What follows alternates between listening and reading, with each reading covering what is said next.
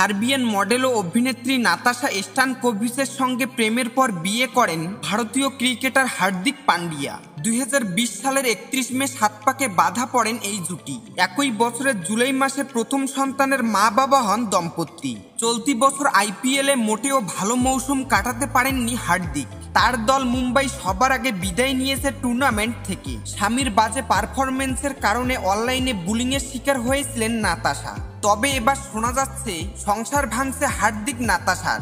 সামাজিক যোগাযোগ মাধ্যমেই ছড়িয়েছে এই গুঞ্জন, যেখানে দাবি করা হচ্ছে হার্দিক ও নাতাশা দুজনেই একে অপরকে নিয়ে কোনো স্ট্যাটাস দিচ্ছেন না। এমনকি নাতাশার ইনস্টাগ্রাম অ্যাকাউন্ট থেকেও মুছে ফেলা হয়েছে পান্ডিয়ার নাম। নেটিজেনদের দাবি নাতাশার জন্মদিন ছিল 4 মার্চ।